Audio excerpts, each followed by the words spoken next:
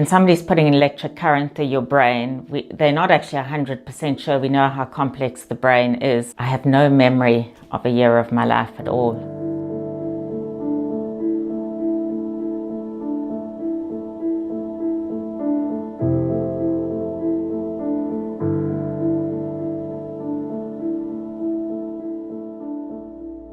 With regards to what it does, to be totally honest, it's not completely 100% understood, and definitely it's something that there needs to be more ongoing kind of research to fully understand it. But essentially it's kind of a short amount of electricity that kind of induces a seizure that brings around some sort of changes in the level of different chemicals in somebody's brain. The most common reason is depression, particularly if other treatments have not really worked. So maybe if somebody has tried numerous different medications and they just haven't responded to them. Generally speaking, around 70% of people will notice a very significant improvement. The other sort of thing that I suppose is a bit more maybe well known or in a negative way about ECT is concerns about memory problems. And that's something that we take, I suppose, very seriously. It is something that's hard to completely measure, because if somebody's very depressed, that affects their cognition and their memory and their focus. But memory is always checked before somebody starts a course of ECT, and sometimes then we can make modifications to the ECT, change doses, do different things if there is a concern about someone's memory.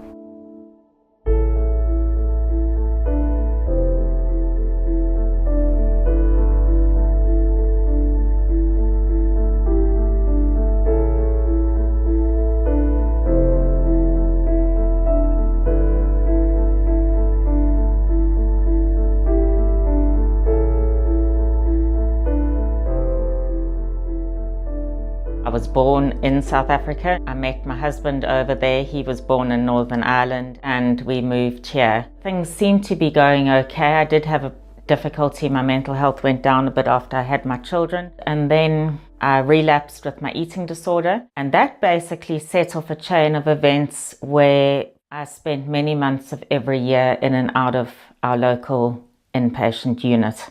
And over that time had different courses of ECT. It's important to say this is my story and my experience, and I know people who've really benefited from ECT, and my husband would say, initially I did as well. It got me out. It was always short term. It's very difficult to tell you about that because I have very little memory of that period of time, and there's been some significant things that have happened. Things that I really as a mom should have remembered and should have known about, and I don't. And that's quite distressing. There's a part of me feels angry about it when we go into an inpatient unit where there's very little meaningful activity. So you talk about it being a last resort, but what in fact, when I look back now and I understand what I suffer from, there were so many other things that could have been put in place.